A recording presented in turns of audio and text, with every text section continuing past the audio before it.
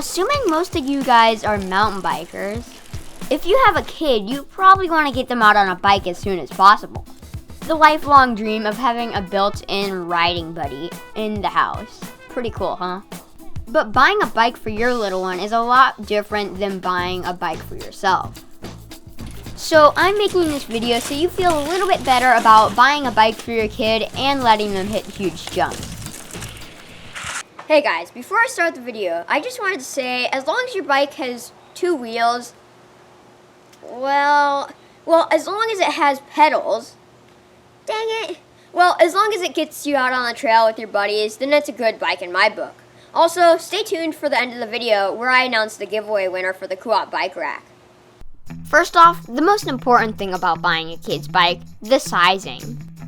When sizing a kid's mountain bike, it's sized by the wheels and not the frame size. Overall, there are 3 main wheel sizes, 20-inch, 24-inch, and 26-inch, but they range all the way down to 12-inch. Sometimes sizing a kid's bike from an online chart is not the best. In my opinion, the best way to do it is to go to your local bike shop and have them sit on a few bikes. Don't buy a bike for them to grow into. Buy one that would fit them right now.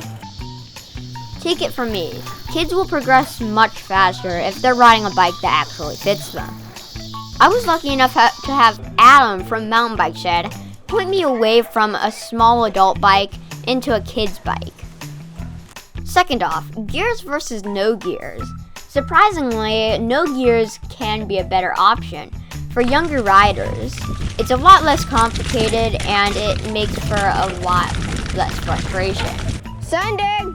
But for kids that can manage it, gears are better because it can make climbing easier and descending faster.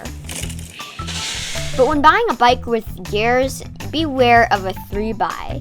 This is where there are multiple gears in the front as long as in the back. This is not very good and it adds for a lot of complexity. Even for adult bikes, you don't want more than 1 gear in the front. Brakes. They help you slow down so that you don't crash into that one tree that popped out into the middle of the trail. There's 2 main types of brakes, and they are rim brakes and disc brakes. Rim brakes squeeze the rim to slow you down, while disc brakes squeeze a little disc on the wheel to slow you down.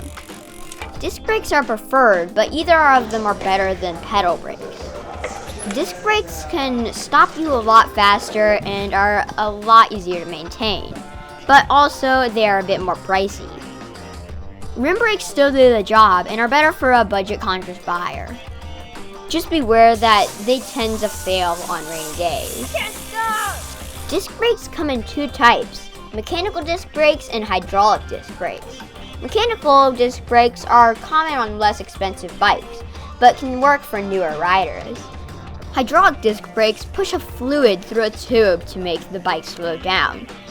They also have a lot more stopping power, but they also are a lot more expensive. But if you're planning on riding really technical, tough trails, then it's definitely something you want to look into. Let's move on to suspension versus no suspension. First off, just stay away from those cheap full suspension bikes. These are heavy, hard to pedal, and have a tendency to break.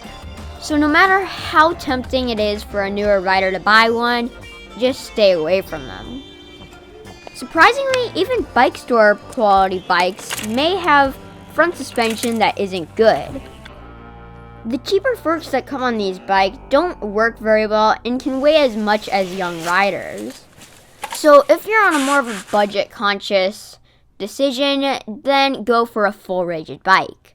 The new Trek Roscoe 24-inch bikes actually have plus-size tires and they're fully rigid. The plus-size tires sort of act like suspension, and this can actually make for a really good combo. But if you're buying a higher-end bike, then don't shy away from getting a bike with suspension, because high-end suspension can work worlds for a young kid.